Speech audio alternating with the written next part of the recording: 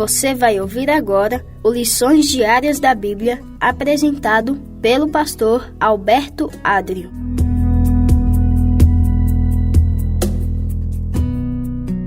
Olá, hoje é terça-feira, dia 2 de janeiro, e o tema do estudo de hoje é Um Cântico para Cada Estação.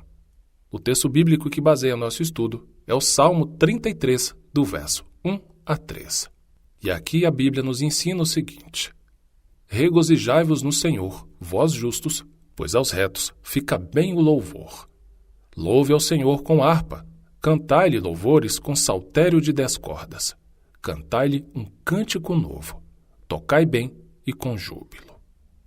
Os salmos deixam a comunidade ciente da ampla gama de experiências humanas e demonstram que podemos adorar a Deus em todas as estações da vida.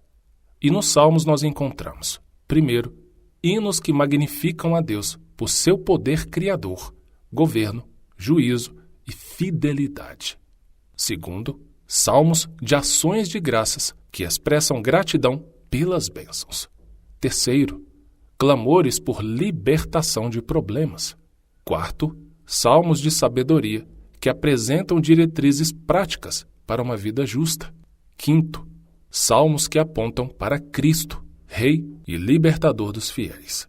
Sexto, salmos históricos que recordam o passado e destacam a fidelidade de Deus e a infidelidade de Israel para ensinar as novas gerações a não repetir os erros dos antepassados, mas confiar em Deus e serem fiéis à sua aliança. A poesia dos Salmos demonstra um poder distintivo para capturar a atenção dos leitores. Embora alguns desses recursos poéticos se percam na tradução, ainda podemos apreciar muitos deles em nossa língua nativa. Primeiro exemplo disso: o paralelismo combina palavras, frases ou pensamentos de modo simétrico e ajuda a entender o significado das partes. Por exemplo, o Salmo 103, versículo 1. Bendiga minha alma, o Senhor, e tudo o que há em mim bendiga o seu santo nome. Nesse paralelismo, a expressão minha alma é, conforme o salmista, tudo o que há em mim, ou seja, todo o ser. Um segundo exemplo de recurso poético mostra que as imagens usam linguagem figurativa para atrair os sentidos dos leitores, conforme diz, por exemplo, o Salmo 17, verso 8, que ensina: refugiar-se em Deus é descrito como estar à sombra das suas asas. Terceiro exemplo de recurso poético nos Salmos é merisma, que expressa totalidade por meio de um par de partes contrastantes, como ensina, por exemplo, o Salmo 81, versículo 1.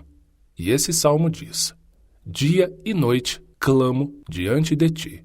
E isso, na prática, indica orar sem cessar. E o quarto e último exemplo de recurso poético são os jogos de palavras que empregam o som das palavras para fazer um trocadilho e destacar uma mensagem espiritual.